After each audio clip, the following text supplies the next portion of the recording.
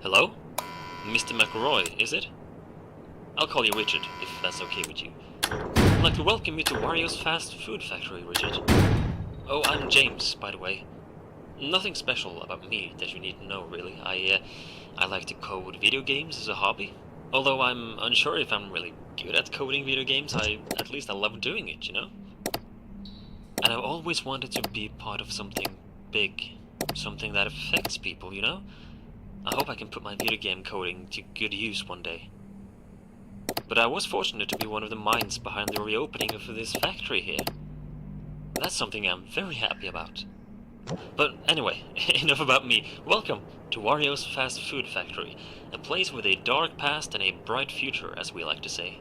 It's back in business, much thanks to your father, in fact, who invested so much and really kickstarted this entire reopening. The original owner, Wario, hence the name Wario, of course, he died 7 years ago, you see, back in 2007. Tragic stuff. This factory closed off then following that tragic event, as you may know, but now it's back in business. It grew popular due to a unique secret recipe for fast food that Wario used, so you bet we're using the very same one. Now, you've been hired as a night guard in the factory. The job is quite simple. Be glad you're not here during the day shift, I tell you, where all the machines have to be operated and all that stuff. All you really have to do is to keep an eye on things.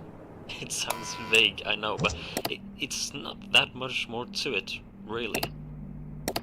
You're currently sitting in the main office of the factory, and seeing as the place hasn't been used for many years, we cannot know for sure just how functional the old machinery is yet.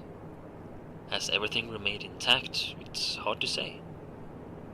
That's why you need to remain in your office and watch over the factory, using some brand new security cameras we've installed. Straight from Secure Incorporated. Just open up the pad you've been given and have a look around. Just make sure everything looks okay, pretty much. You only have so much power at your disposal at night, however. Try not to use all of it.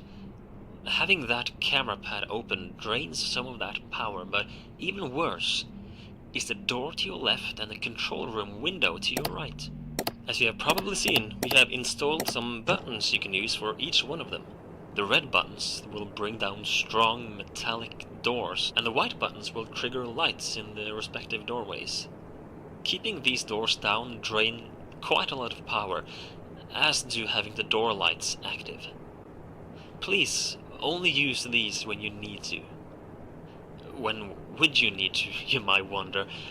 Well, there have been rumors going around for years that this recipe that Wario was using, and that we are using now, was quite interesting to money-hungry thieves back in the day when the factory was up and running. So the doors, the lights, it's just for safety, really. Mandatory precautions, that's all. No worries. Just keep an eye on the camera pad, yeah? Otherwise, you should be good, I think, yeah. We are very excited for this new era of the Wario's brand. So, have a good night, Richard, and I'll give you a call tomorrow.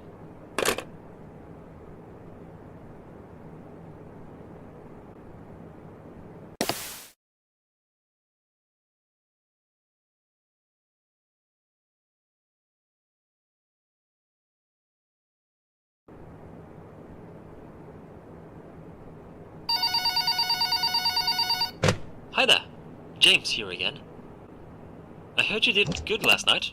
Well done, Richard. Remember, if you see anyone snooping around at night, you tell us about it, yeah? We don't want another uncomfortable incident, like... Anyway, I heard from a coworker today that you had questions about this place and its past. Well, the original owner, Wario, you know, businessman, he was kind, yet he wasn't free of greed and stress. But honestly, who are, really? He was clever, and he had that boss-type personality, you know? It was him and his business partner, Waluigi, who started this factory and the Wario's brand as a whole. I don't know much about this Waluigi guy, aside from him being known as the sidekick, kind of, or as the less interesting one. But Waluigi is said to have been good with words. Charming, convincing, clever, but also insecure. Living in his friend's shadow, putting Wario in front of himself. You know, a people pleaser. That's how people described him. But also a people knower, apparently. He knew how to convince people, getting them to agree with him. That's probably why Wario chose him to be his business partner. The two of them made a good team, apparently. They started a cafe. That was the first thing, back in the 80s, you see, the late 80s. Wario's Cafe, it was their first business, and that's also where this secret recipe of his found its footing and grew popular. They closed it off fairly quickly for unknown reasons, actually, and the two men began in the video game industry instead a few years later, in 1990, I think it was. WarioWare Incorporated. You might have heard of it. It was quite a spectacle, and the ideas and products from there were impressive, to say the least. However, people called the place haunted. Rumors has it that even Wario himself claimed the building felt off, and WarioWare actually partly burned down a few years later, unfortunately. It must have been an electrical fire, I guess. But that's when they were able to found their third establishment, which was this very fast food factory.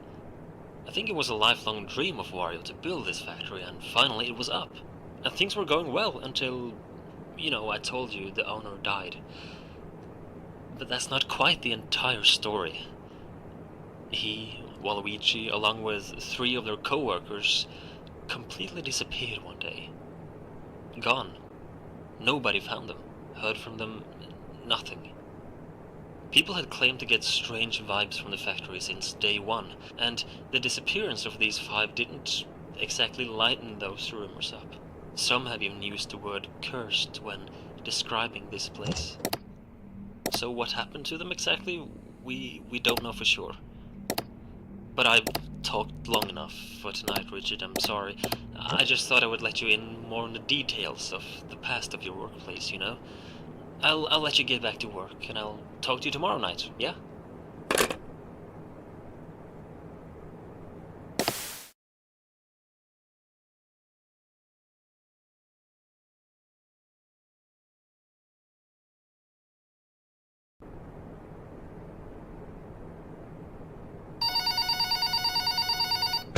Hey, Richard. Third night is up, and you should be getting the hang of this now, I guess. Everything's good, right? You'd tell me if something was up. I have to inform you about some upgrades we've installed today. As you know, this factory was built on an old piece of land, yeah? There were remains of underground tunnels that Wario turned into this factory's current cellar. At some point, though, the tunnels down there become unstable, and the deeper areas down there seem to be way too unsafe to enter. So, who knows how far these tunnels actually go, and who knows what they were originally used for. Anyway, I'm telling you this because, well, first of all, don't go down there, yeah? But secondly, we kind of heard noises coming from down there today. Footsteps, as some people here claimed. As well as singing. Sounds quite absurd to me, but, take it as you want. We feared someone may have been trying to break in from below, even though that should be impossible, of course. Or it could be animals down there. That, we don't know for sure, but there were sounds coming from down there, most definitely. So just for safety, of course, we've put up some more cameras down there as well.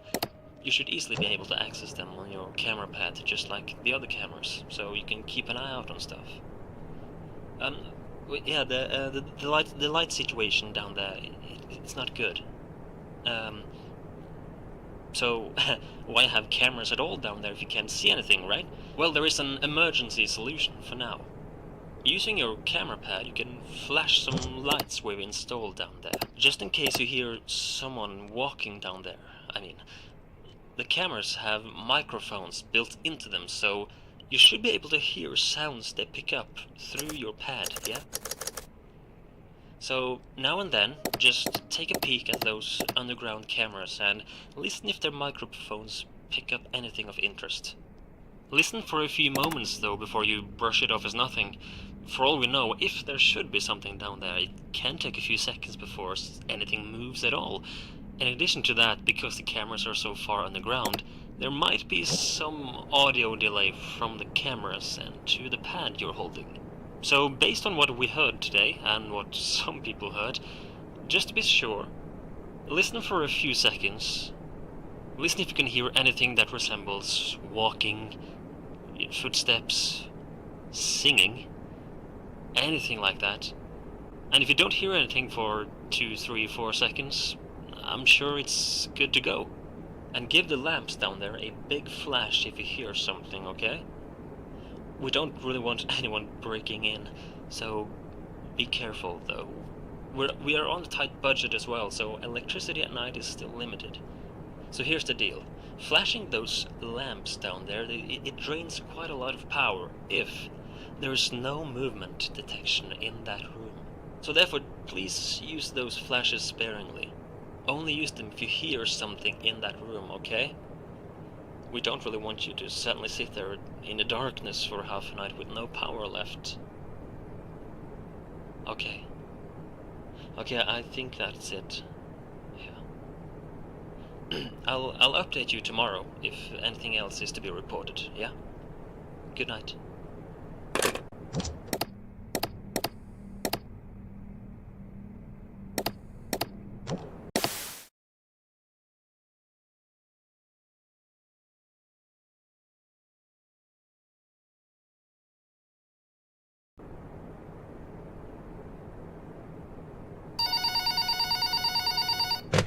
Good evening, Richard. I hope you're well rested and ready for another night shift, yeah. I talked to a co-worker again today about your situation as the night guard and everything, and you know she insisted that you had the right to know more about this place, and of course you do. So, you know, after the 3 establishments, the cafe, the microgame company, and this factory, the owners and the workers disappeared in 2007, as I mentioned, but it has been rumored that a thief may have been responsible for the disappearance. It is said he was breaking into the factory to steal the secret recipe, you know, that I mentioned to you. Based on witnesses and the fact that Wario's mascot costume is still missing. It was a costume of himself, pretty much, a big costume, pretty much, that he used for, mascot purposes, commercials and stuff. And we still haven't found it yet, even 7 years later now. Based on that, it is believed that this hypothetical thief used this very costume, because it is said that the thief, he took the lives of the 5 in the process. Actual murders, you know? But as I mentioned, no bodies has ever been found. We do not know for sure if the thief killed them or if something else happened, because the thief himself also disappeared, never to be seen again. 6 missing people, Richard. It's all a mystery. The thief is speculated to have been a man named Bruno. Bruno Gates, to be exact. The only evidence we have for that is his wife, Dolores Gates, I think her name was. She reported her husband missing around the time of this incident, so, you know, you can make the connection that maybe it was the same guy? Of course, these are only rumors, yeah, but if we're being honest, that's why the door mechanic was installed in our office in the first place. We don't want anything like that to happen, ever again. I hope this won't scare you away, yeah? So we did some digging today in the factory. Quite literally, actually. There are depths of this cellar that are unsafe and they are blocked off, presumably by Wario himself when he was alive. But we found remains of Wario, Waluigi, and the 3 known factory employees. Diaries, lunchboxes, toolkits, and the like. As for the employees that went missing, being 2 brothers named Mario and Luigi and a woman named Peach, we haven't found that much of interest yet. However, we tried reading through some of the diaries from the 2 owners, or at least what's left of them. The diaries are all torn up and dusty, and much of the ink can't even be read anymore. But we did manage to make out some of Wario's latest entries in his diary, where he basically talks about how he's very happy with the status of the factory, I can see. Yeah. And according to a line here, it is much thanks to the insane profits they made from WarioWare, as he writes, which allowed them to invest much more money in this factory. While Luigi's diary was interesting for me personally, it seems like the two of us have had a similar experience. A certain type of dream, to be exact. You can understand my surprise, I'm sure. This factory is quite strange, don't you think? Or is that just me? Like a subtle wind that doesn't feel familiar is blowing through these corridors. I wonder if your father too felt the same when he chose to fund this reopening. Or if it's all just in my head. It's late now. I'm rambling again, sorry. Forgive me, Richard. Tell me if you have any questions, yeah? Have a good night.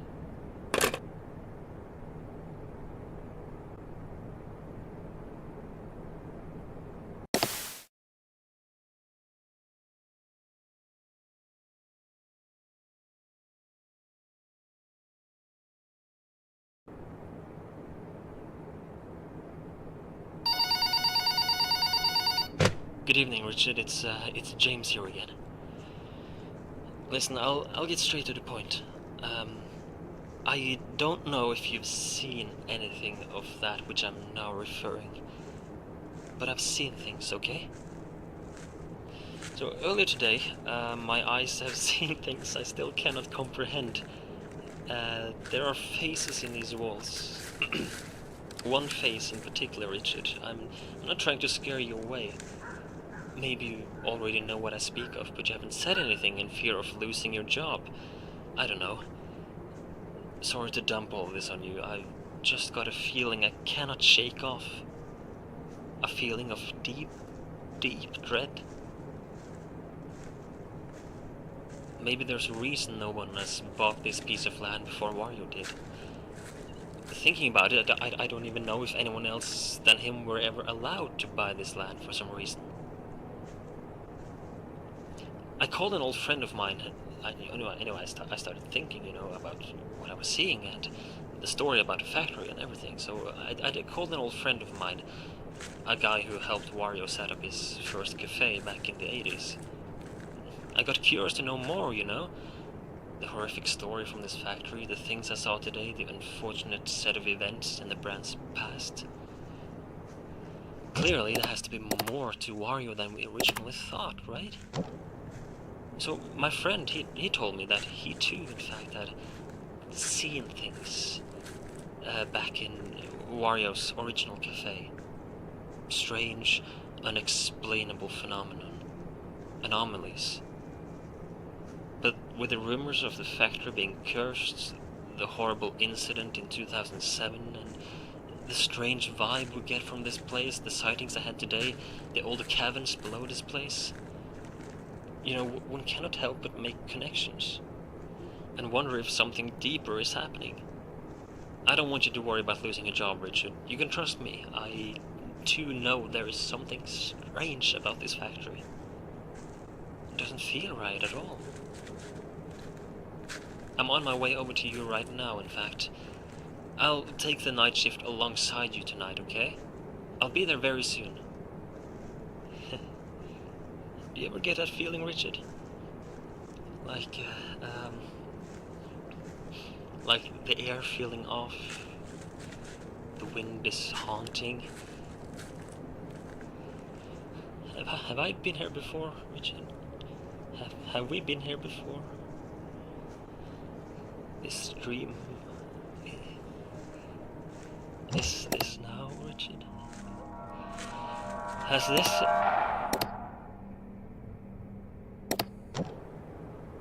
So sinnig náður já,